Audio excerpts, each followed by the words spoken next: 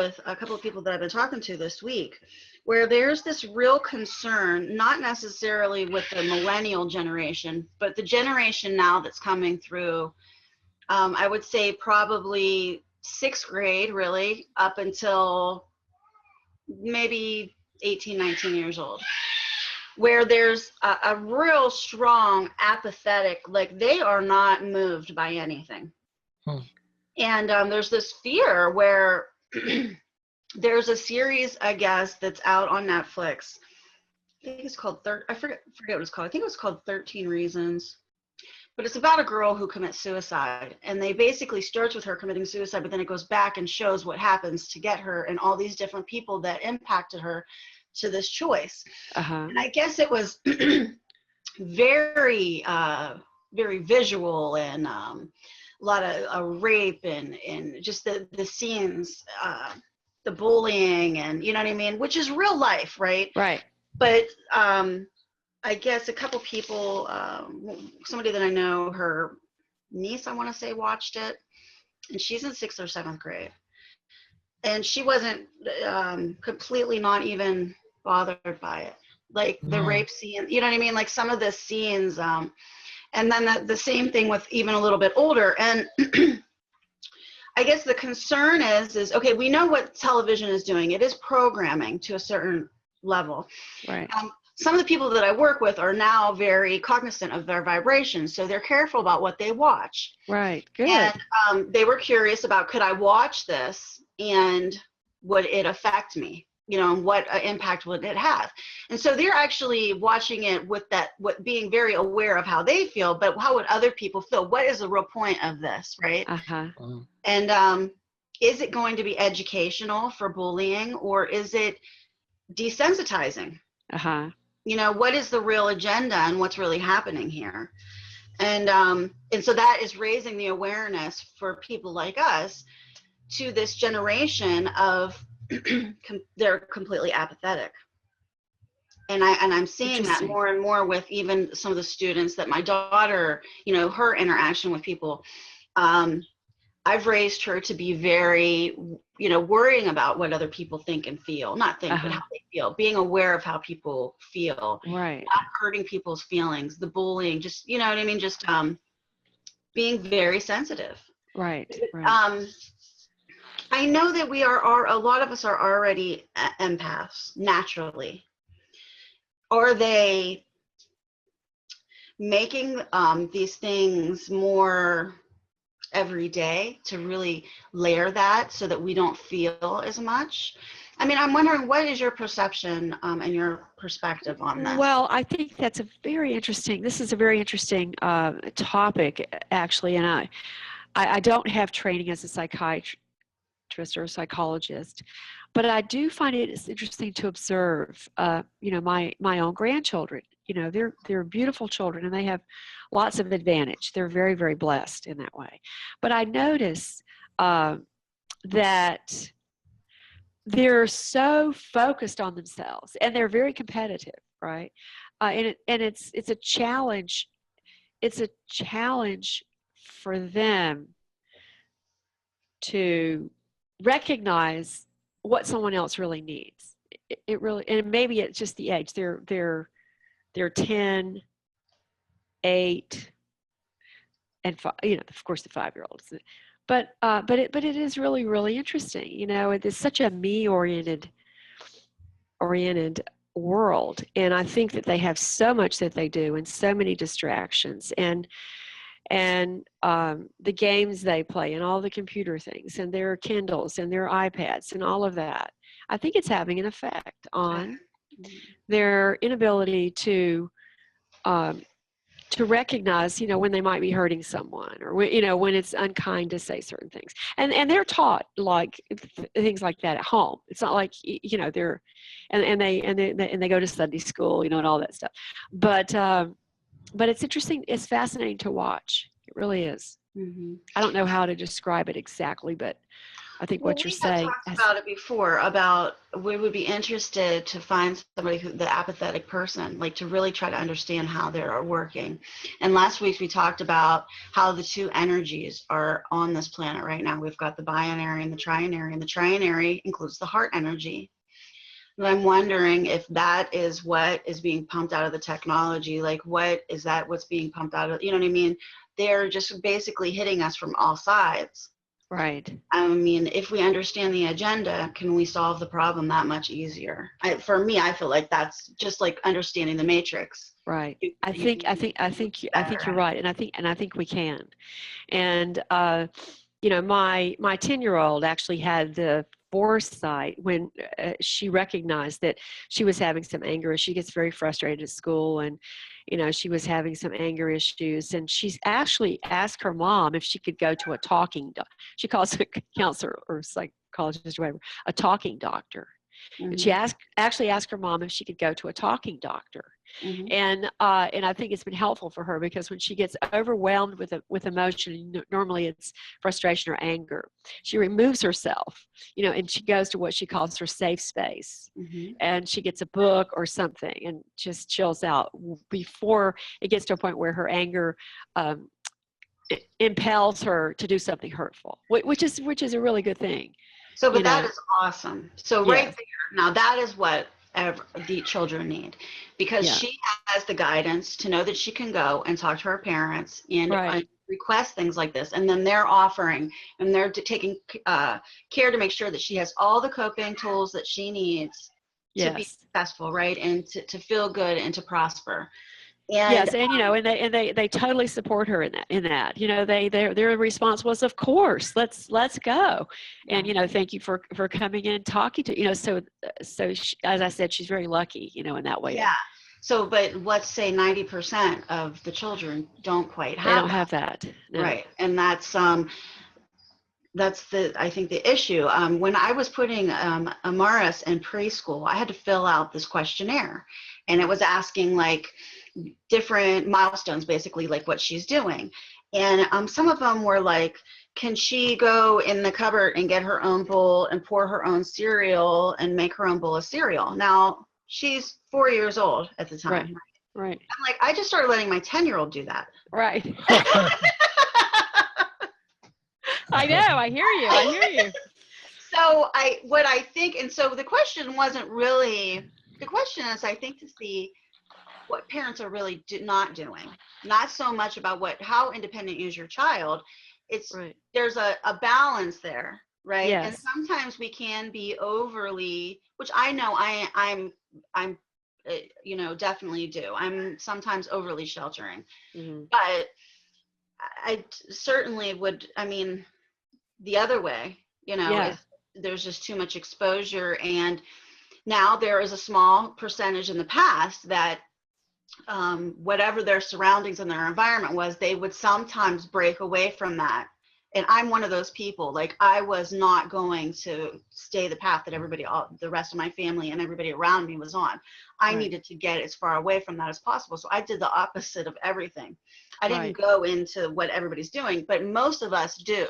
Yes. Just stay within the group and continue to move forward. And if you don't know any better, I mean, there's no education there for that. Right. We just keep generationally repeating things, but it's almost like not just what we've done over the last couple hundred years, where we keep generationally repeating our traumas and passing it down, just like disease, really. They're making it that much worse, so that even if there is a capability to be healthy, Yes. have the wherewithal and the insight to do that, I feel like this generation has really no chance. What we already are given, we already are born with who we really are, right? Right. They have us so far, not even in our body, like, so our issues we were always in our body, to be able to know that we're not our body. But they're even not in their body. They're even further detached. That's right. They're in their heads and in their fantasy worlds. And not fantasy world in a In a good way. right? Necessarily. Right. Yeah. Right. So, and there's just like this detachment from reality where there's no consequence, and if there is consequence, it's okay. Like even negativity is an accepted part.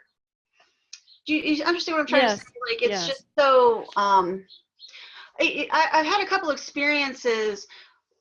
I don't want to say class because it's not class, but I've noticed this where it is usually a separation when it comes to economics of, the way that a certain group of people will live their life, and in interacting with certain people, when you talk to them, it's like their reality is so different than yours. Right. I had an interaction with somebody, this was years and years ago, and I had stopped at their house, and I knew that she was at work, and I was picking something up that was there, but I was supposed to cut her son's hair. And I told them I would be right back, and I didn't have my phone. And so later on, when I was talking to her, I felt bad because I didn't come back to see the kids. Like I told the kids I would be back. But mind her kids like stayed at my house all the time. There was nothing in her house that I would want. Right. But these people live in, like, she thought I was going to come into her house. Like, it was just weird, like very backward thinking. You know what I mean? And I wasn't on that, like, to think on that level. Like, I wouldn't come in your house and take something. First of all, Right. that I would want. Right. I was apologizing because I told your child I would be back and I didn't come back right away. Right. You know what I mean? So like there's like this weird disconnect or this weird way of thinking within these groups of society. And I think that is a huge part of the problem. It really comes down to empathy and love. And if we are all in that place, that these disconnects they kind of melt away. Because if you're in empathy and love and you're always in that place, you would never take anything from somebody, and you certainly wouldn't think they would take from you. Yeah, and like last time we were talking about the idea that this civilization has been programmed to do everything but connect with empathy and love, right? Right. So what do we expect? Everything's a mess, and until something happens to change that, and we've heard of different things online and from the people we talk to and talking amongst ourselves. Something's going on behind the scenes and something's going to break loose. But for right now, man, I really respect you for dealing with just raising a family as well as you have. It's not easy. Yeah, so I guess the question is, okay, so do we eliminate television altogether? What can we eliminate what are the things that we need to work on? What can we do with this? How can we solve this problem? I know it's really so very challenging. And I was noticing when I was with my grandchildren this weekend, we talked about diet, we've talked about plant-based things, we've talked about a lot of the GMO things, the glyphosate and all of that. And I'm there, and my daughter-in-law's mom has this very serious kidney problem. She needs a transplant. She's on a transplant list.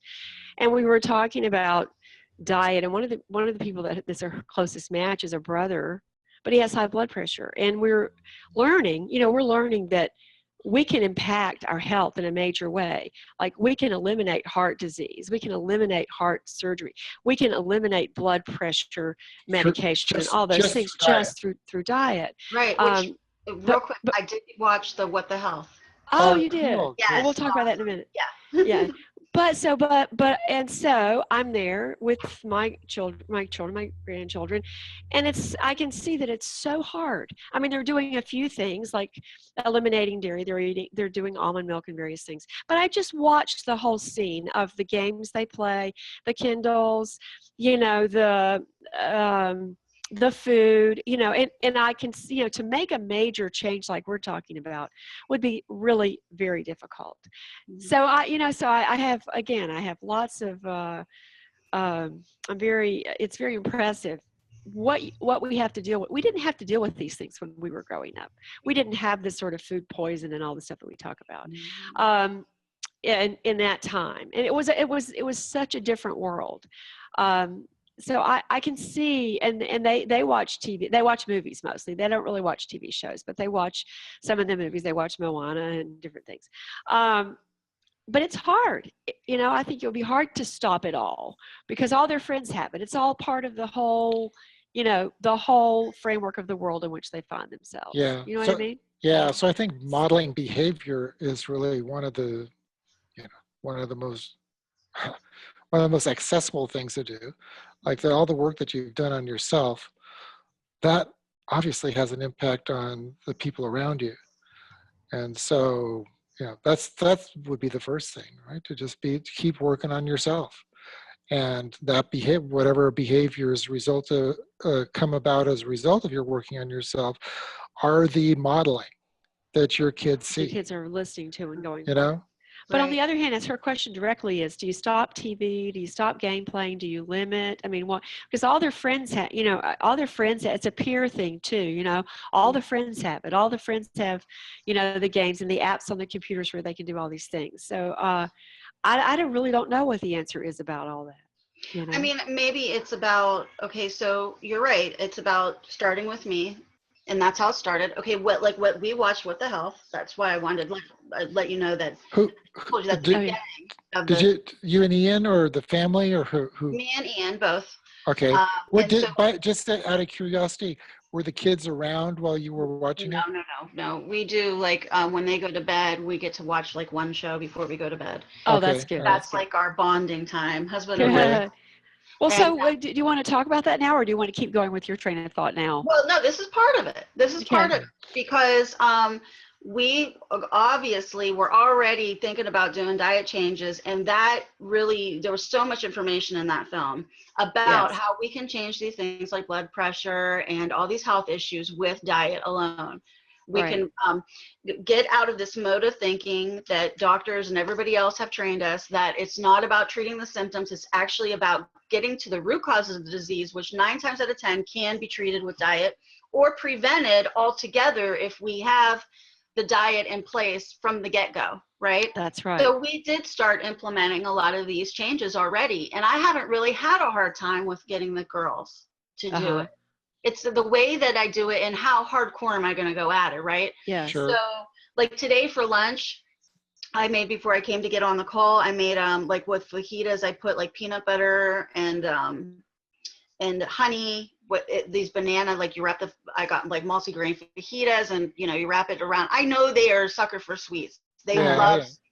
Right. So if there's ways where you can do the sweets with a little bit of this, they're adapting very well. I have had no complaints. That's great. And you know what, in my CHIP program, what we saw last week, I missed the Thursday night one, which was the heart one, but they were saying that even one plant-based diet a week can lower your risk of diabetes. One meal a week. One meal a week can lower your risk of diabetes by 16%.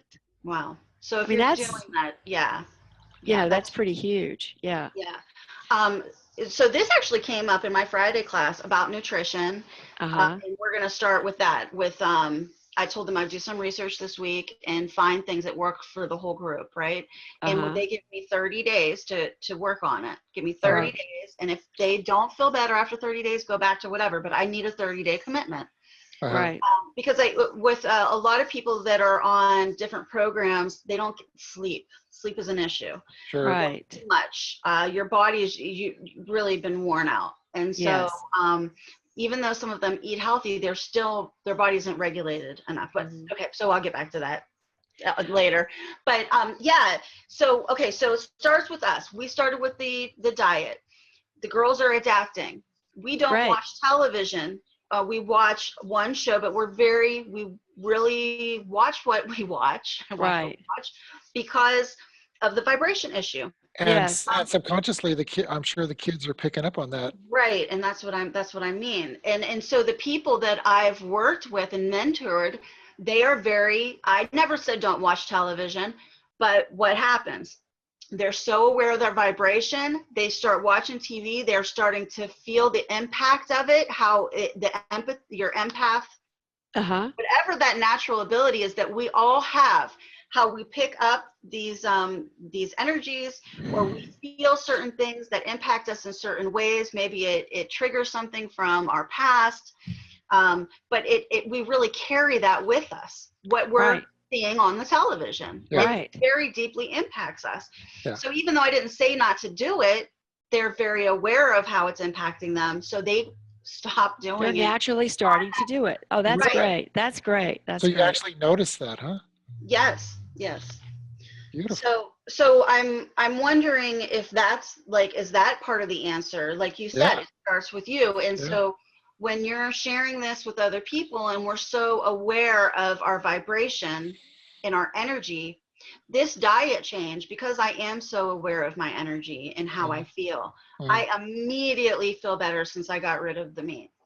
That's great. Beautiful. That's great. I mean, I feel way better. Beautiful. That's So great. whatever, and it's almost an immediate thing. And I saw that in that documentary that it was almost immediately after. There's a few things that you eat that impact you almost immediately. Immediately. That's right. Right. That's right. Yeah. And so there Yeah. was times that I didn't feel good, and I'm like, it can't be from this because Yeah. I just ate it. It would take time to get in my system, and it actually happens with eggs in the morning. So I cut the eggs out, Wow. and now I'm not having that problem. Wow, that's so cool. So- Yeah, it is immediate because in one of the videos that they showed us, they had someone eating like a dessert, and then within a very few minutes they did some blood testing, and the number of free radicals, which are the bad guys in your system, were dramatically increased, like within an hour or two after just eating, like a piece of cake or something, So it is, the effect of a meal is immediate. And also the effect of the change is immediate. Some people were saying that in just like 3 weeks' time, they were able to lower blood pressure medicine or their diabetic medicine in just a few weeks. So it's quite impressive. And I'll send you a video. Actually, my heart doctor sent out to our group, and it was an interview with Sanjay Gupta about the heart issues, and how they were saying that that it's actually possible for heart disease or heart surgery to be as rare as malaria in this country. If people would just follow this plant-based diet, there would be no heart disease. There would be no, it's quite impressive that could happen. And this one woman they interviewed was scheduled for a bypass, and she told her doctor she didn't want to do it. Could she try the diet? And he said, okay. And it's been quite a while now, and she didn't ever have to have the surgery. Right. We've heard lots of stories about stuff. Yeah. Like that. So yeah. I think it is immediate. And the other thing that I think is interesting for myself, I'm just speaking for myself, is that it seems like, how is it possible for a change in what you're eating to have such profound effect?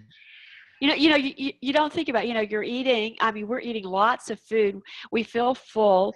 We're not, craving things. And there are quite a lot of choices that you can have within this whole, paradigm. And I think it's actually astounding for me to realize that what I'm doing is having profound effect that I'm not even aware of at the moment. Yeah, it's interesting, because it's interesting because we're eating better foods, and as a result of that, the body is sort of going, wow, yeah, finally I'm getting what I really wanted, and as a result of that, my desire for junk is going out the window. It's just not there, right? So are you finding that too, Sandy? Yeah. So we're not craving like you think you would be craving. Oh man, you gotta have chocolate. Vegetables, well, we do have chocolate. Right? But I'll give you a good, vegan chocolate cake recipe. But we do have that.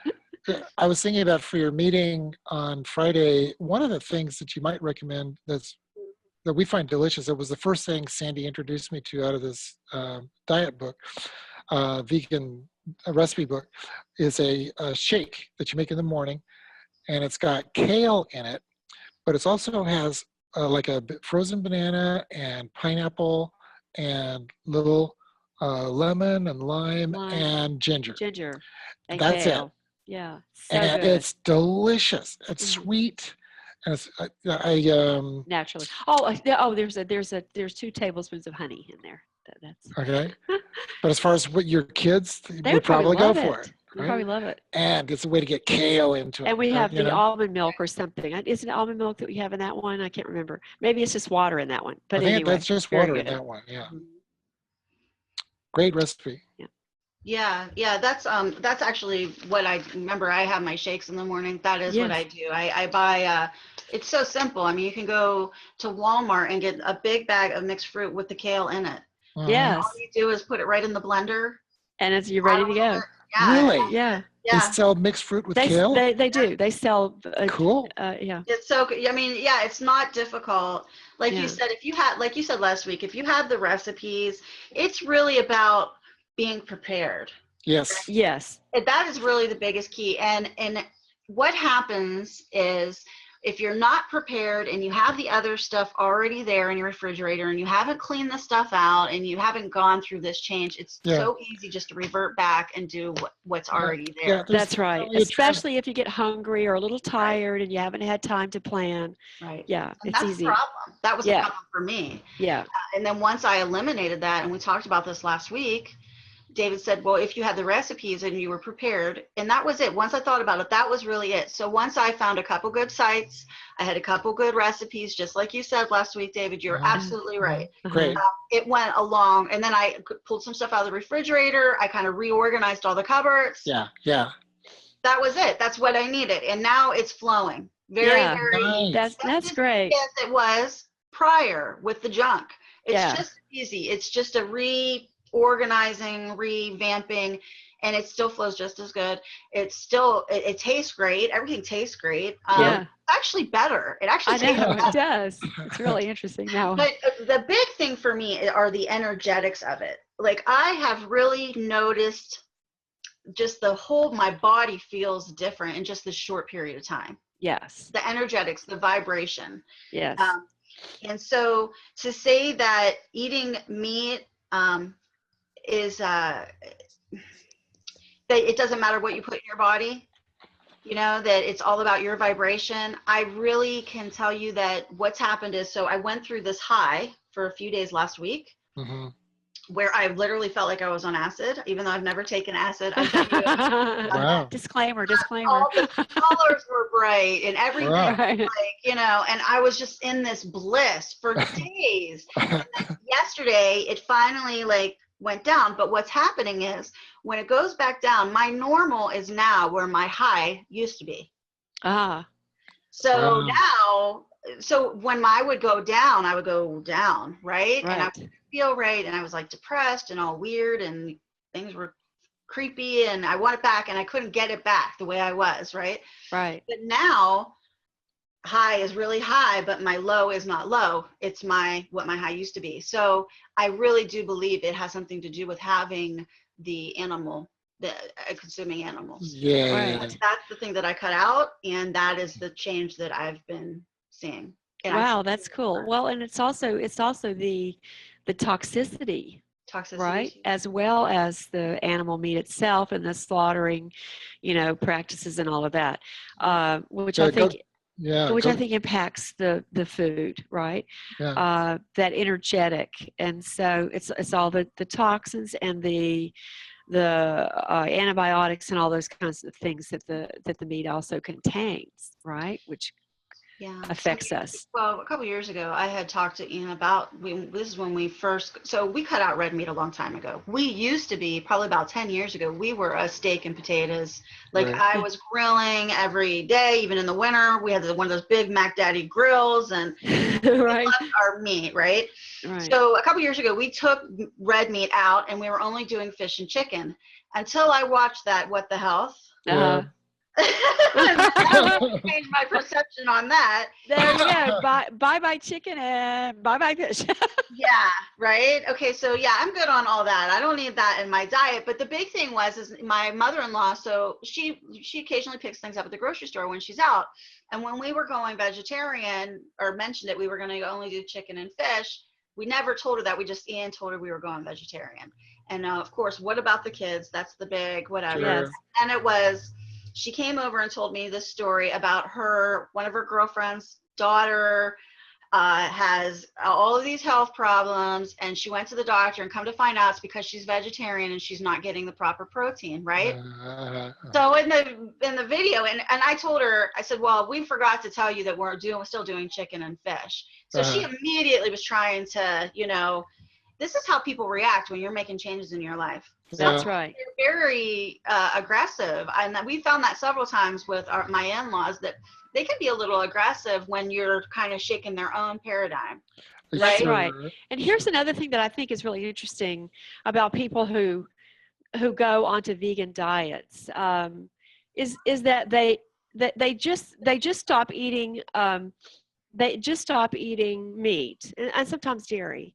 But they don't focus on all the healthy things that they need to bring in to make their diet really, really healthy, which are all the beans and the nuts, and, you know, because a lot of them are young people, they're out in the world, so they just go to restaurants and order whatever, they just don't have meat.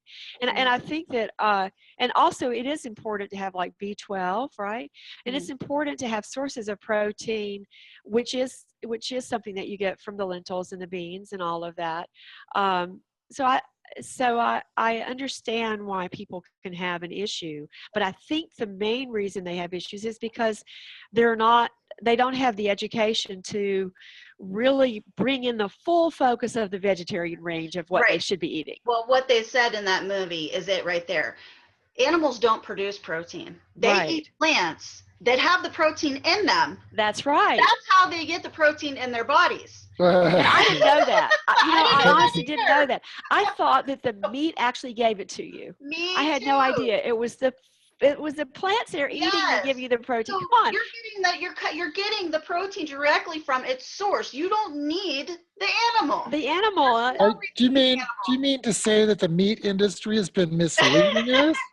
I know it's or the dairy, and in my program they say also too, you know, like with the fortified, like, you know, get the fortified almond milk and the soy milk, so you have the vitamins, you know, D or whatever. Now some people want to, you know, they don't want to have that in their milk, but, and also I didn't understand that about cow's milk either. All these children are addicted to milk, and there's no reason for them to be drinking it. You know, we think milk creates healthy bones and all of that, but actually we get calcium, a lot more calcium, right, from like the lentils and all of that. So are your kids drinking the almond milk, did you say? They don't drink milk. We they don't. stopped drinking milk a while ago, but I was interested to see that there's that protein in milk that your body responds to, just like heroin.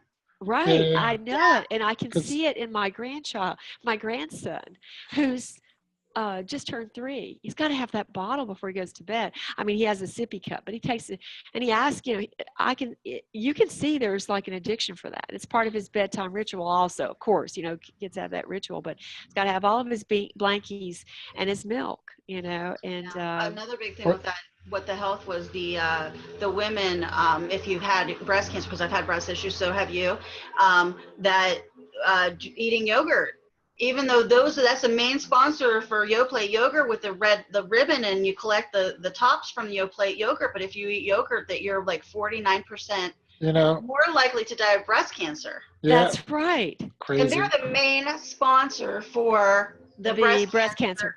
Susan G. What is it, Holman or Conan? Isn't that crazy? I mean, talk about a conflict of interest. Oh, yeah. Oh my gosh, it's everywhere. But the reason I mentioned the almond milk is because I've been buying our almond milk unsweetened, and then I sweeten it with stevia, but not the white stevia.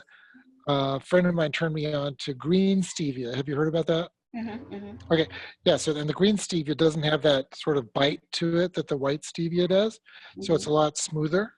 So anyway, I add a little green stevia to my almond milk, and man, it's delicious. It's very good. I've never, I have it. I just have never used it. Well, and the other thing that they mentioned, I can't remember if they said this in I get what they said in that movie and what they say in my program confused. But the one supplement that you really need to be conscious of when you're doing vegan is the B12. Because that is the one thing that you don't get from the plant-based, and so it's really important. Like, you can get so many, it's very inexpensive, the B12, and you can do the sublinguals and just make sure. Here's the David's holding one up. Image of the Naturals B12. Now, are you guys selling doing all the other supplements that you were doing? Hold on one second. Are you guys still doing the folic and or you guys were doing what? The fulvic acid and when we think about it, I don't know, David, are you doing it or not as much anymore? But again, the B12 is very, very important to make sure that, and you can't have too much of it. Like, it doesn't really matter. Like, this is a 6,000 thing, but your body just eliminates what you don't need. And actually, I have a B12 problem, so I have to do injections, which David gives me every few weeks. And every time I go have my levels checked, it's like, I don't know, it's like 1,000, like it's like 12,000 or something. And the doctors always go, "Oh, that's really interesting." I'm like, "Yeah, it's those shots I get," but they never tell me to stop. So it can't hurt you, but you definitely need that, and that is something that you just can't get. Everything else. Where were you getting the B? Like, if for everybody, not necessarily somebody that has a deficiency, not you, but a typical person, where would we normally get B12 from? What does that normally? Meat. Okay. That is the one thing that we get from meat. And doctors will ask you if you're vegetarian. Oh, well, they'll want to check your B12, levels. But again, it's available anywhere. It's very cheap. Well, and it's easy to remedy, because all you need to do is just give them a little bit of this. And the sublinguals are can tasty. Can you see this? Yeah. Okay. Yeah. So and the sublingual ones that you can get, they kind of taste like cherry. The kids can just put it under their tongue or whatever, and they just dissolve, and they get probably all they would need. But because they have cherry flavor sort of thing. So if the kids don't want to swallow pills or whatever. But that would be in their like their regular daily chewy, right? Wouldn't that? Yes. That would be in their chewy. Yes. Right. So if they're taking a daily vitamin type supplement, then they wouldn't need it. Yeah. Right. So okay. But for other people, just to be just a heads up. Right. Okay. So back to where this all takes us is so maybe if we are more aware, if we're more aware of our diet, we're more aware of our vibration and how we feel. When I can feel that one little tingle on my big toe. You know what I mean? Like, if you're more aware, self-aware, like some of the people, the mentoring, they're aware now without me telling them not to watch television, how those things are impacting them. Yes. So if you're more aware of how things impact you, will that guide us as a society to make better choices? Yes, right? I think it would. And then if you can pass that along to your children, even though they have all these tools, these distracting tools, if you pass that along to your children, I think that they can observe within themselves, enough that they'll have a better ability to deal with it all. Right. And so, like, I guess I don't know what a normal daily household looks like, but in my home, they're not sitting around watching television all day. I mean, they just don't. They play on their tablets maybe a couple hours out of the day. Yeah.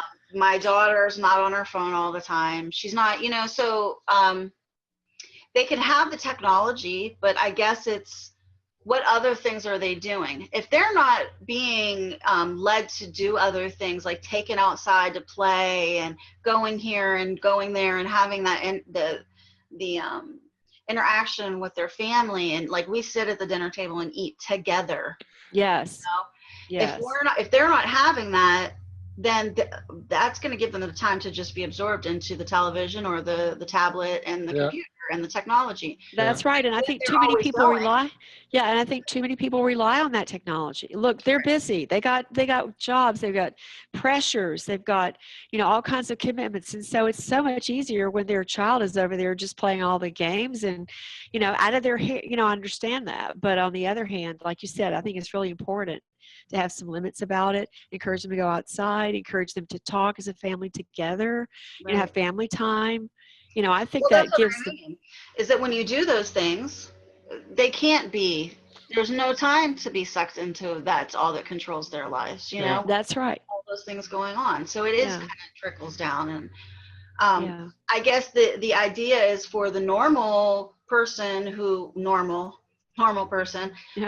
is struggling and has to work and doesn't have a lot of time, what do you do? Are you more disciplined with each moment? Do you take the time to make sure your child is, doing this, and this? I mean, when you're stressed out, and, self-care is obviously the most important for all of us, because if we're not taking care of ourselves, we can't take care of somebody else. That's right. That's and right. again, that all models back to our kids. Right. Absolutely. So in the meantime, yes, because if they don't see you taking care of yourself, they're not going to take care of themselves. Absolutely. That's right. Everything at a certain age, they're just sponges. They are just replicating exactly what we're doing. Yeah. But so every single thing we do is molding our children, every single thing.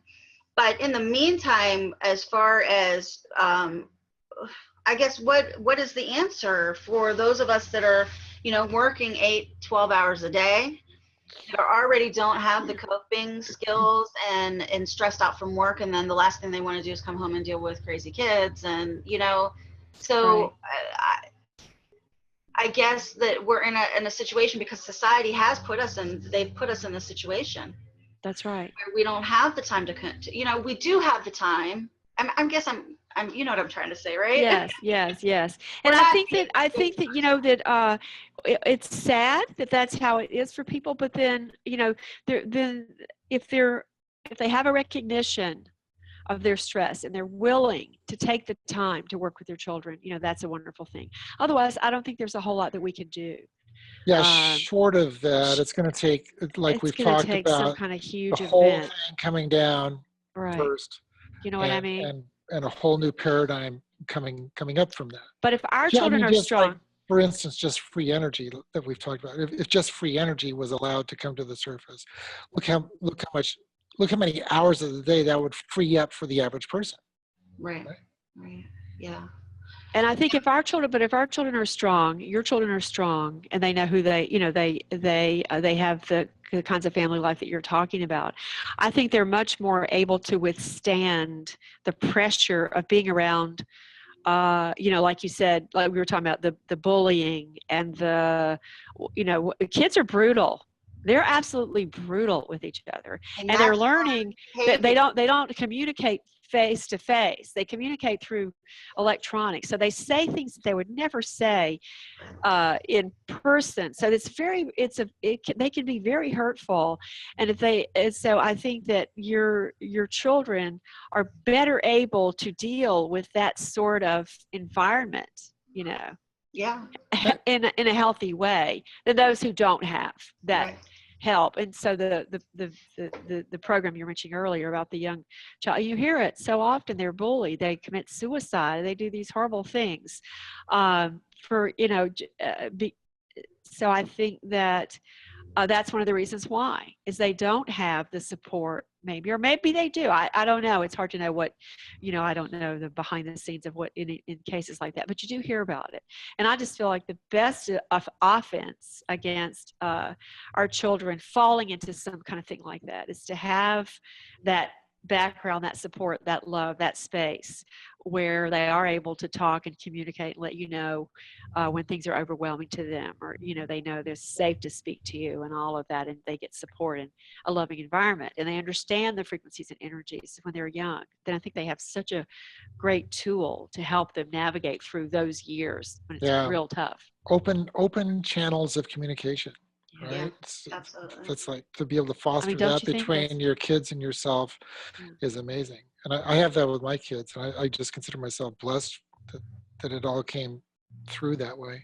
Right. Yeah, I completely agree that is, we were having a talk in one of our groups, and we were talking about these topics about children, and a lot of people say that it's discipline. Children these days don't have discipline, and I believe that it's not the discipline. I think it's the compassion. It's the compassion that's missing, because when there's compassion, there are open channels. When there's compassion, there's no fear to talk about things that are bothering you. When there's compassion, there's no disrespect. There's no, compassion. Having that compassion really eliminates a lot of the things that happen, a lot of the negatives. When these kids are bullying other kids, it's learned behavior. Yes. If you have compassion and you're learning compassion, you're receiving compassion, first of all, you're not going to hurt somebody else because you have compassion. Mm-hmm. you're not going to feel the need to do it either. You know, Right. typically when people are attacking other people, it's their own self-judgment that causes Right. them to do that, their own insecurities. And Right. it's usually, if I focus on this other person, I'm not going to look at myself, and I'm not going to, you know, see myself. And that's, you know, that's, I don't know, compassion, I think, is the big thing that's missing. I agree.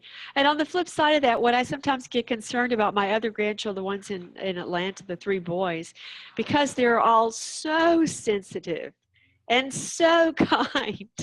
I'm just like, oh man, are these kids gonna when they're in this environment that we talk about? But you know, by the same But token, I they are worry going about them. no, but by the same token, they are going to be modeling that to their peers, Right. But do you know right? what I'm saying? Yeah, They're I so sensitive that, yeah, but they're I worry doing the okay. I wear the same thing about Lauren, the same issue, because she is so empathic and she worries about other people's feelings. She doesn't know how to deal with it. She comes home and says, you know, this person's saying this or doing that. What do I do? Typically, I Right. tell her not to bother, just ignore them. When you're giving them what they want, when you're playing into it, right? You're Mhm. entertaining it. Uh-huh. But she's so hurt by it, right? Yes. It Yes. hurts. Um, Yes. I think that when they're really strong and secure about who they are, then it doesn't hurt as bad. Right. So it's about enforcing um, Yes. that strength there. But Is yeah, it there is. So, is there a way It is. is there a way to explain to her why these kids are the way they are? Yes, yeah, we do. We talk about that. Like their family Yes. life and how Yes. hard it is sometimes, and Right. yeah. Yeah, and she's actually experienced that. We've had a couple instances where she's been at somebody else's house. It took a long time to have like a sleepover, and we had a sleepover, and somebody came and stayed here, and the grandmother showed up at like 3 o'clock in the morning drunk.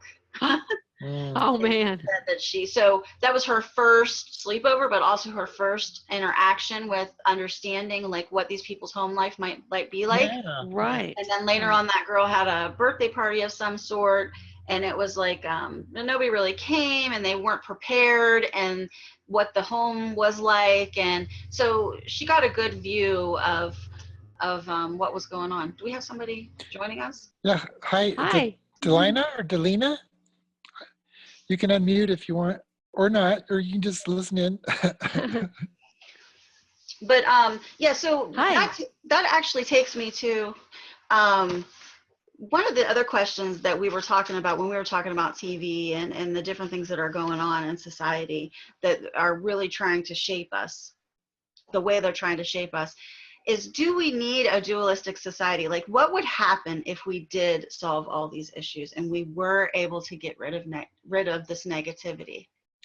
Could we actually what would society be like? Could we survive like that? Because we were talking about how sometimes we need to experience the negative to appreciate the joy and the love. uh, No. So Okay. I'm sorry, Shar. I'm just interrupting you for 1 second because I'm listening to. There was a message that came up. Did you see the oh, she message? says she doesn't have a yes, She mic. doesn't have a mic. she's Okay. That's listening okay. in. That's okay. We're just glad you're here. Welcome. Welcome. You can type in a question if you want us to, to go there, or you want to comment. Please feel free. Yeah. Thank you. Okay, so Shar, getting back to your. So they were asking, what could we survive without that negativity? Do we need that dualistic nature for us to experience life, to get through? Because if we came in and it was all love and compassion, would we grow? Would there It be seems to me like the universe is an enormous place, and that that a future without the types of challenges that we have currently with the violence and war and all the craziness could be an amazing future. I mean, right? So I think, you know, if we're able to make this transition, and it certainly looks like we're going to, certainly seems we're like on a timeline that's headed toward major transformation. That when we get to that point, it's just going to be a whole new game, and life goes on, and it's going to be, I think, just spectacular. I would love to see that as a possibility, but I think you're asking about duality. Duality meaning, are you talking about duality in terms of Yeah, positive, not negatives, right, positive, negative, not dark energy? not in right, and not dual as in one and two, Right. like as opposites. Yes. The dark and the light, the negative and the positive. What kind of lessons would we be able to have? Will there be growth? Would we be able to, I think about kids that are, you have this happy family life. They're not really experiencing any negative. They are outside the home, I guess, but yeah, you know what I'm saying? Like, can we live a happy life without the negative? I'm not sure. We'll keep going with that because I'm not sure I understand where you're going with Okay, that. if you're going on in life and you don't have any hardship, you don't have any suffering, you don't have any, breakups, or let's think about the things that we experience in everyday life that cause us to grow. Illness, addictions, pain, suffering, trauma, all those things disappear. What is that? Where do we go from there? Well, I think it's a good question, but probably difficult to answer on a 3D level. I think if we're actually moving to, fifth dimensionality or 5D through fourth dimensionality, that at the point that you're at 5D, it's a whole new game. It's a whole other paradigm, and probably pretty impossible to predict or know what it's going to be like from that viewpoint. But I imagine there would still be challenges and ways of growing and growth that would be occurring because of the nature that we're kind of programmed as human beings, in our wiring, to encounter certain situations. I mean, the programmer in the sky, whoever that is, is always going to be, there's always going to be that role playing going on. So there'll always be somewhat of a hierarchical thing happening, I'm assuming. I don't know, but it is hard to imagine what that might look like. But I would like to hope that it could happen, because if poverty were eliminated and the need for a lot of the things that are happening in the world that cause such strife and disharmony and disease were eliminated, I think that would be a fantastic exactly place to be and a place to live. I just imagine the creativity that would open up, right? And so the world of, so maybe the answer to your question is a whole new world of creativity would open up. Right. And I think that we would, without that pain and suffering, and that negativity, I think keeps us bound.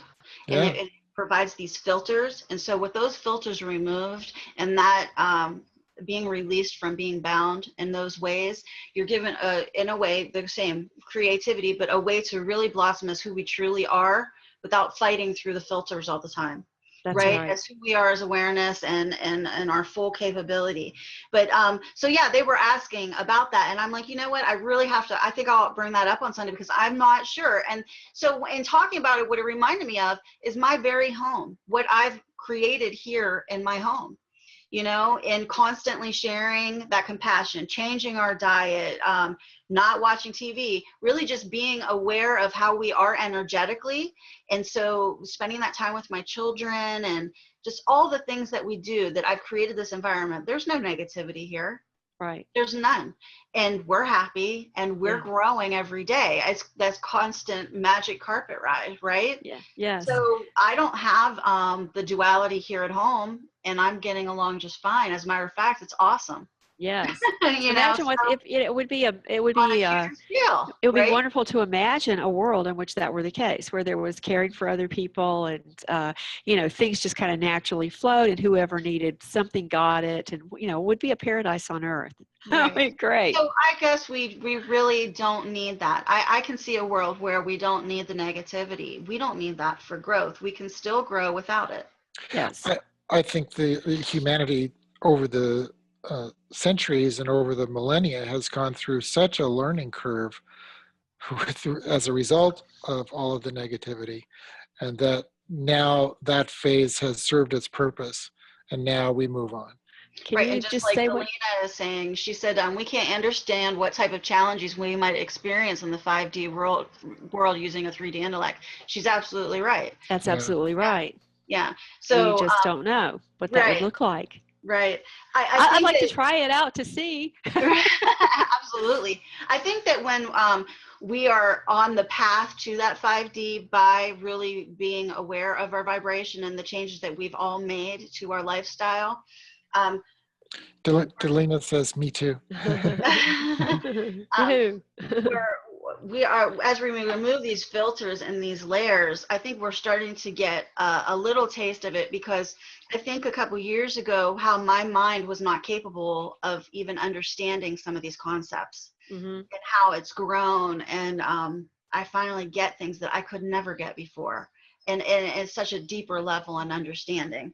So Yes. moving in that direction, just the experience of what we've experienced, you know, how it flows. I'm really looking forward to that growing that much more. That's the path we're all on. Yes, yes. So yeah, I that was something that came up, was the topic with nutrition and the television, duality. Those were some questions. Some of the stuff that that I was dealing with my Friday class was the same things that we've been talking about. Like people just don't know where to start as far as getting programs together. Like they have a goal in mind, but they're just, because of what we have in society, they're not really sure where to even begin. Right? Sometimes As far as diet, is that what you're talking all about? of it, the whole big, and that's the thing. Like they see it, they see all that they need to change or they should change, but they just don't even know where to start. You know? They see all this. It's kind of like what we talked about last week with the moon and the different energies. It's programming. It's all programming. And so that's what it is. It's breaking the programming. But they don't even know where to begin, you know. How about starting with that kill shake? Yeah, that's what I said. It's a program breaker. I'm serious. Right. Really? No, you're right. One thing at a time, one day at a time, one pound moment at a time. Yeah, Delina, we were talking about a kale shake earlier that's just delicious. It's sweet, and you make it in the morning, and it's got pineapple and banana and kale. And if you have it, to give you the recipe. But anyway, that's what got me started on the vegan diet. That was one of the first things I tried. And I was going, man, if the rest of the stuff is tasting this good, I can do this. Right. And I think the other thing is just, starting to become aware as you're working with your group, just being aware of energies. I mean, that's a great step too, just to see how things are affecting you, to observe, to start to witness, your own thoughts and your own perceptions, stepping back from whatever is occurring, in your mental body, just to be able to observe, that's a great step too. I can't read that. What did she say? She drinks, A green shake every day. Yeah, green shake every day. I love it. Yeah. Wonderful. I'm glad that you brought that up, Sandy. That actually brought me to one of the things that I wanted to talk about. I sent you guys a video, Harold again, the Harold Cultvella. Yeah. He talks about the black goo. Black goo. Yeah, he's the one that's big on the black goo. But he's actually pretty scientific. I really enjoy him because he looks for the science and everything. Yes. He's working a lot on Morgellons, is that how you say it? Yes. Morgellons or whatever. Morgellons, that's how you say it. He's releasing he's doing an actual anecdotal type paper to give to doctors for treatment for it, and the protocols, and like real science. Like he's applying this in life, really solving problems and exposing through real science, like what some people seem to need to break their patterns, to be able to see, and just go on the things that we discuss, or faith, or any of those things. They need to see the science of it, right? Yes. So he's doing that, and I really appreciate that. But he is huge on diet as well, and so he's done several fasts. They talk about mucus, and that Dr. Sadie again, which I've mentioned to you guys before, and that mucus seems to be a big issue. They talked about some of the things that you'll pass out of your system, which is mucus based usually. This was coming up a lot in Lisa's groups too. They were talking about having some issues with mucus. And what I'm finding is that's really just your body detoxing itself. I guess the mucus will take and form around a lot of your toxins, and that's how it protects you from getting absorbed into your body.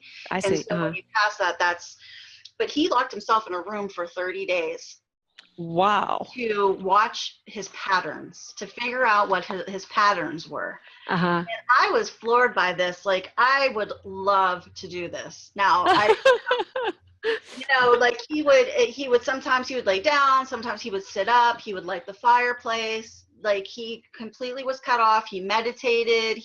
But really, he said there was one spot of his mind that was talking, one was singing. Like, he really identified with everything, you know what I mean? And how his patterns are. And so it's really made me aware to start watching for patterns. And I have a lot of patterns that I have got to break. Right. I sent text messages out to a few people, and when they didn't respond within a few hours, I started the monkey mind. Yes. I started to feel those insecurities bubble up and worry, and so that's not my only pattern. I've got a million patterns. And so, yes, I've done the diet, and that I could feel energetically cleansed. But now, if I can really start to identify some of these patterns and break some of the programming and patterns, I mean, the layers are endless, it seems, that are coming It does seem on. like it's endless. Well, is that the strategy, or is the strategy more toward identifying with who you truly are? Like we've talked about before, the non-dual philosophy idea, right? I mean, because it is the body, the physicality, what's known as the jiva in Vedanta, is just has its own sort of matrix-based patterns and programmed machine. It is programmed, and so like if we're actually trying to eradicate patterns, are you actually falling again for another matrix trick, right? By going there, by trying to. Well, I feel like this is similar to like what we talked about last week, is understanding the construct so that you can learn to work in it. So if I agree. my patterns and break my patterns, if we go with that, I might as well stay an addict. I might as well continue to use, because I still know I'm awareness. See, that's not improving my life and my lifestyle inside of the matrix. I still have to live inside of the construct and operate inside the construct. I agree. I agree with you. I think recognizing those patterns is very, very important. But that's a great point. And so, recognizing, but I think what I have issues. Changing. Right? What's that? Recognizing is different from changing or breaking. But I mean, when you recognize them, and if they're not doing you a service to operate within the matrix in a positive manner, then why keep them? That's what I'm saying. I might as well still use heroin. Exactly. So I think that maybe just defining breaking is an important point, because, as you said, when something comes up like that, it's a pattern. You see it. It's recurring, and there's a choice point there. You either go with that pattern, or you move away from it, or you recognize it, or you make a different choice. And that, to me, is breaking the pattern. Doesn't mean that the pattern is not going to ever come up again. It still is going to keep coming, probably from now until we drop the bodies. But what happens when it does come up is the key. And to me, breaking implies meaning you get rid of it and it never happens again. No, okay, so no. And I just wanted to clarify what you meant by breaking. You're right. So yeah, if you look at it in that terms when I say breaking, but no, identifying, working with, if it's not giving, I'm not really getting something positive out of it, trying to eliminate the pattern if I can. Danella asked, Delina, I'm not sure how you pronounce that. Do you think patterns come from implants? Yeah, possibly from implants, whatever the matrix is built of. If it's built of implants, or I think a lot of it's programming. Archonic programming. Archonic programming, implants. I think they're programming similar. and for me, it's my very experiences, the negative experiences that have turned into insecurities that then turn into patterns. So it's so like, for instance, the texting and not getting the immediate response, and then the monkey mind going. then which brings up my insecurities. My insecurities is it's the monkey mind playing and saying, oh, maybe this isn't a good idea. You know, maybe they're not really interested. And you know what I mean? Like, you're So not, then we start projecting all these things that have nothing to do with really what's going on, right? But you're right. It keeps, there's layers and layers that keep those programs in place. And if you go all the way through to the core of it, as we said before, probably the very deepest core of it is fear. Fear of death, fear of annihilation, right. You know, whatever it is. So yeah. Right. So yeah, identifying those as, so as soon as I identified the pattern when this happened, like just with the texting, and I felt better, and I said, you know what, these people, because all it was I just was going to send a message just to, because some of these people I feel like need to feel loved or need that compassion. So it's just a text to say, hey, I hope you enjoy your day. If you need to talk to anybody, I'm here. I will make time for you. And so I decided, you know what, I'm just going to go in my heart and send these few people love. And I give without expectation. I text without expectation. I give love without expectation. And immediately everybody responded to my text. That's beautiful. That's wonderful. I love that. So, but my point is I think is it part of the programming, you know what I mean, where I had to deal with that pattern. I had to deal with that insecurity. And the second I was okay with it and I was in my heart, it's like the pattern, it's not necessarily the pattern that releases itself. It's like it solved itself. It could be part of the matrix to reinforce, actually. Well, you know, you could have gone the other direction and reinforced it, but see that there was that choice where you didn't. And I think that as it comes up again and again, it'll be quicker and quicker. The time where you just start to notice, oop, a little blip of that pattern comes and it's gone. You know, it becomes less and less the more you start to tune into it and be aware, observe it. And I'll tell you an example that I was telling David happened with me. I think I mentioned before that I've looked at human design, so I know my type in human design. And I was at my son's, and we walked up to school to meet the kids.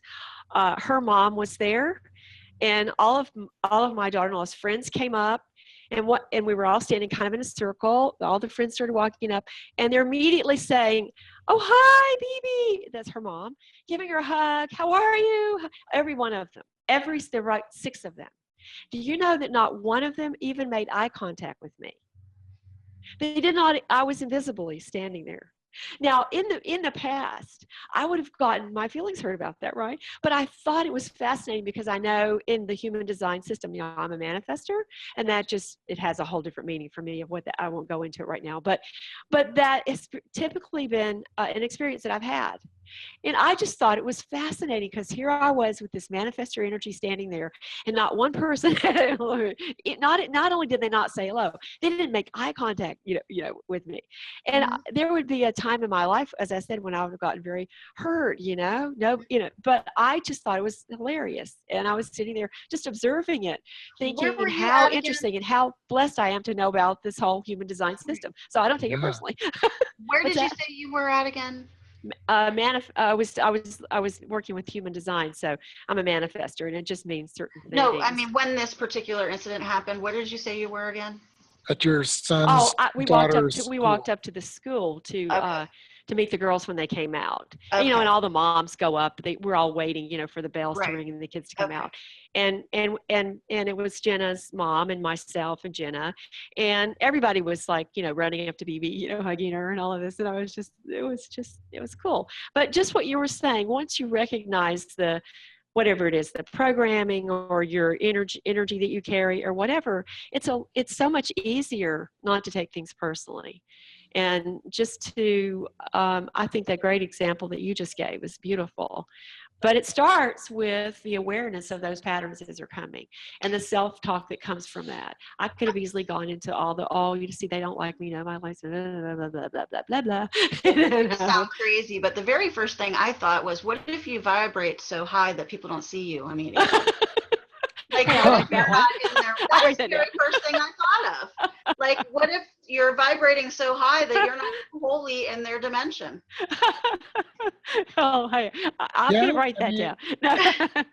Thank Well, you. That's what, that could be part of it, actually. something that has to do with the energy of the language in which we communicate with our auras. So as far as that in the human design system, they talk about that a lot. So well, I I don't noticed know when if I've y'all. raised my energy and I raised my vibration, there are certain energies that used to bother me that like if there would have been somebody in the meeting that wasn't participating or was doing that energy used to bother me, and now it's like they're not even there. I don't feel them at all, and I think that has something to do with the somebody in the chat is it takes higher intelligence not to take your life personally. Yeah, absolutely. Yes, Laugh and it that's off. what we're all working towards, isn't it? Right. Absolutely. I think that's a lifelong work in progress. Well, that's what I was going to say about when with the programming and breaking the patterns is that when I do recognize the patterns, I'm learning to laugh about it, right? You're learning to Yes, treat yourself with love. It's right. like the self seeing the self and not being hard on yourself. That's right. And Kelsey loving was yourself, isn't having a that the problem with that. key? Loving Yes, ourselves. right.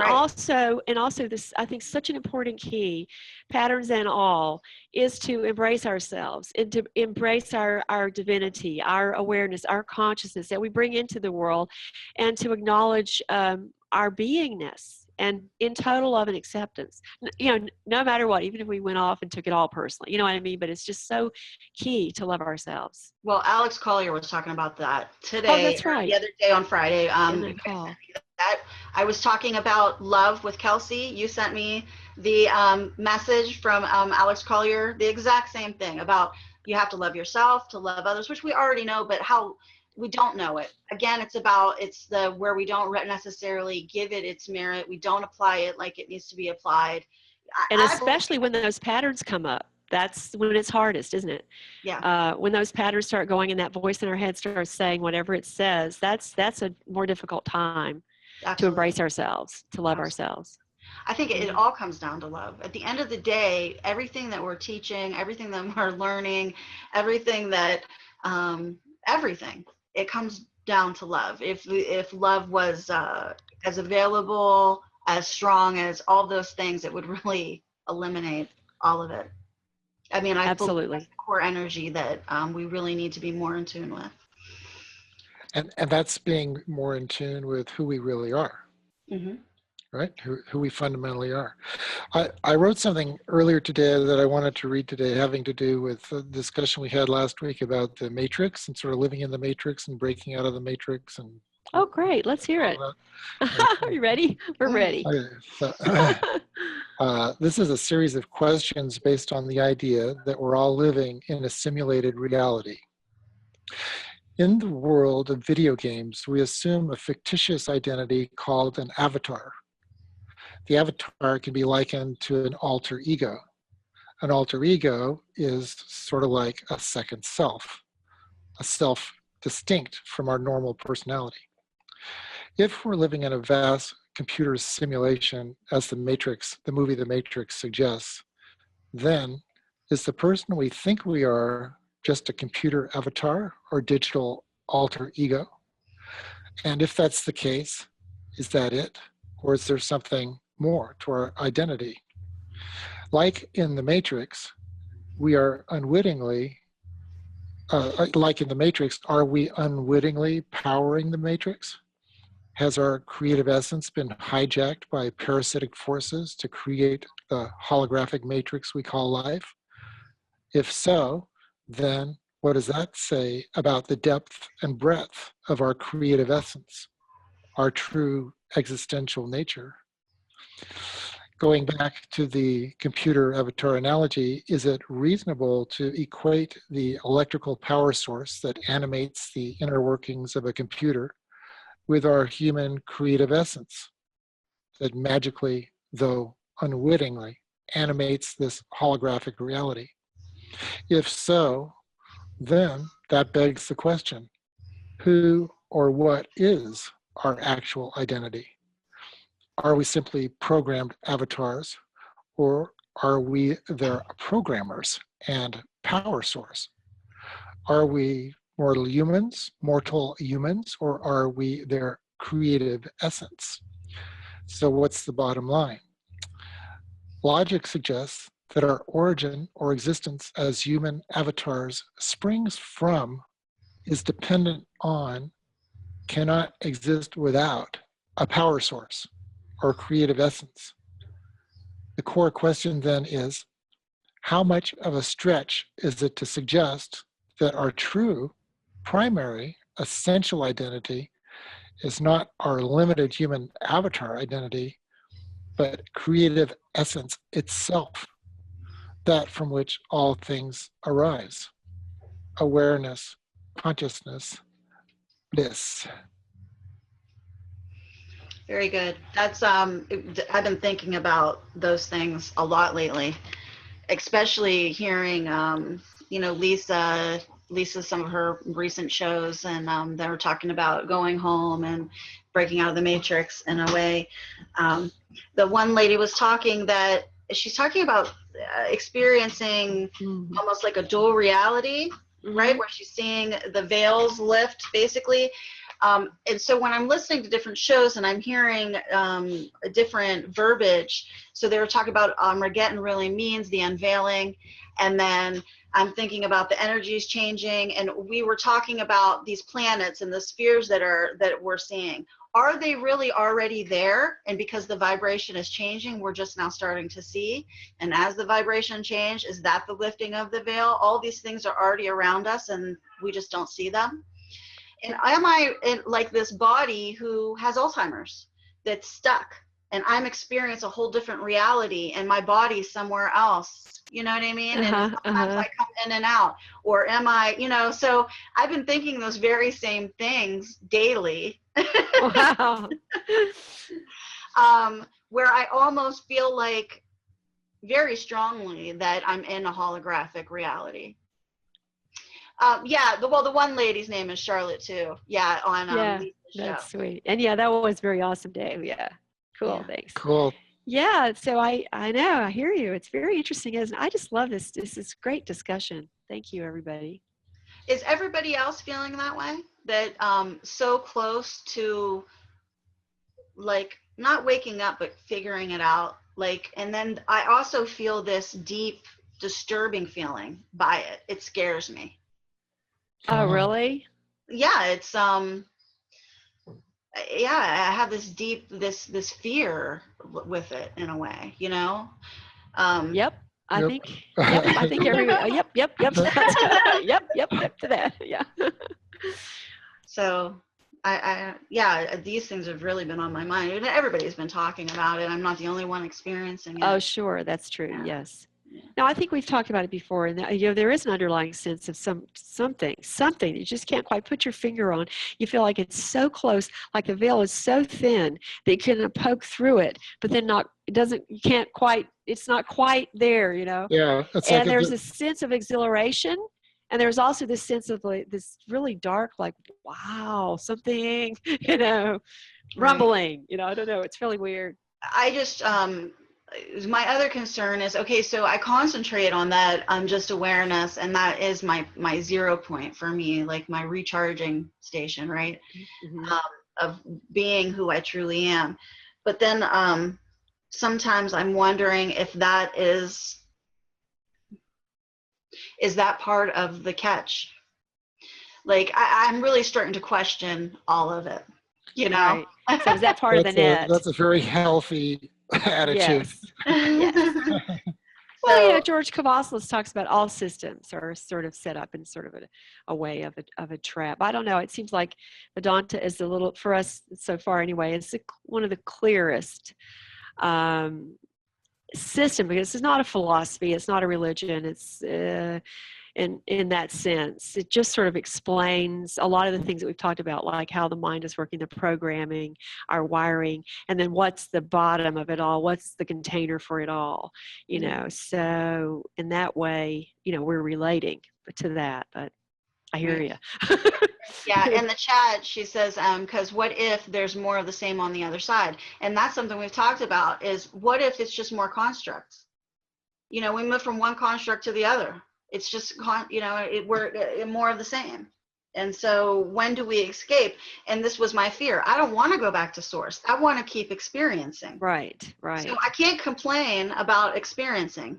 And so Right. do I need to take control of my construct, right? But see, I think reality. also the idea is, excuse me for interrupting, apologize. I think also there's an idea of what going back to source means. And because I think since we are source already, that's the ground of being. Yeah. That experience is never end. If we're eternal beings, there's no end to experience. It's just that it won't be this particular I in this, Right. who knows what form, who knows what constructs, as you said, we'll find ourselves in. Well, right. But I mean, yeah, that's you see what I'm saying? yeah. As part of source, though, then we, as being source, this is the way to experience is in the construct. And so we take I feel like this is my definition of it, or how I feel it works, and it probably is wrong, but it's just an idea for today. Yes. That as source, this is what I'm doing. I'm in this avatar experiencing. And so will I be as source experiencing through a different avatar in another? I think so, yes. Yeah. I believe so. Not going back to sources, I don't want to go back to the whole. I want to stay experiencing in different constructs, because I feel like I don't know what happens when you go back to the whole, but what I've experienced when I go back to awareness is that nothingness. And so I'm not sure if that's where I want to be. I hear you. So I agree. I want to keep experiencing too. Yeah, right. Or some, yes. So again, I think that in what we mentioned earlier, in our limited minds of awareness is, it's hard to understand what it means to return to source. But I don't think returning to source in the way that I envision it is not it. I don't think that's what occurs. I personally feel that there's no end to experience. So there's just higher and higher levels of awareness of who and what we truly are, and it just goes on for infinity, because we were never born. If we were never born and we can never die, then there must be just this infinite range of possibilities, and I can't know what those are, right? But right. And she says, I want to go on experiencing too, just not more of this. Yeah, it never ends. She says, I agree, Sandy. It never ends. And so that's what I mean is. I want to keep on experiencing the same. And in a way that to me is exciting. It doesn't seem like, when we drop the body, just in the recognition that, it's not, nothing is ending. This one form is ending, but the beingness, the essence, the consciousness is never ending. So. Right. But I guess it's when we're experiencing, it's what are we experiencing, not the polarity that we're experiencing in this reality. Right. We'd really certainly love to experience, or at least we think we would love to experience something not quite, because just like we talked about last week, it's about the adrenaline rush for us adrenaline junkies and this construct to jump off and do the bungee jumping. Some people were like, no, that doesn't sound fun to me. Right. And so us as source, before we would to come into this construct, is it just possible that we thought this is the best ride in town? That's right. So when we're in it. That's exactly right. When you're 17, bungee jumping is the coolest thing in the world. When you're 85, not so much. Right. So, but on the other hand, may be a little bit of the case here. That's right. But on the other hand, this world is quite phenomenal. We sometimes, in fact, somebody was saying, I think James was saying, well, most people, if you ask them would they like to live one more day, every single one of them would more than likely say yes. When you think about it that way, I'm not ready to die as much as I don't want to be in this construct, right? But I love my life now, but I took control. I took control back and decided that I was really creating my reality. So it's all just our perspective, isn't it? It is all perspective. Well, anyway, I just wanted to remind everyone, get a little conscious of time. How are we doing? And if you, does anybody have anything else you want to talk about? Or you want to, what do you think, Shar? I just want to wrap up with one more thing. Heart Math, I want to send it over to you guys. They came out with an ebook on how to deal with emotional chaos. Oh, I cool. thought that was Great. very interesting. I downloaded it. I have not got a chance to look at it, but I'm going to look at it and I'll shoot it over to you guys. I'm kind of curious. Heart math for me was like one of the, when I was starting to break through and starting Yes. to awaken, that and Greg Braden, those seem to be the what really drew me in, the science behind it, and their, well, most of the stuff that I was doing was heart-based, and I find that to this day, almost everything that I do that is heart-based and in love, it takes me so much further in the Yes. direction I want to go. So I'm curious to see what they have in there, how to deal with emotional chaos. Great. That'll be fun. Yeah. Okay. We'll look forward to that. So, but that's all Great. for me, and Great. the different things that are going on. So, Okay. all And right. thanks for Well, joining us today. yeah, we'd love to have you on and Have you talking if we can have that happen. so all right. Well, I will see you guys next Sunday, and Okay, Shari, thanks so much again. Always, your input is great, and we yours. love it, love it, love it. Love you guys back. All right. Yeah, love you too. Yes. All right. Okay. Hey, have a great week, everybody, and we'll see you Sunday, same time. Next time. All right. Bye-bye. Okay. Lots of love. Bye-bye. Bye-bye.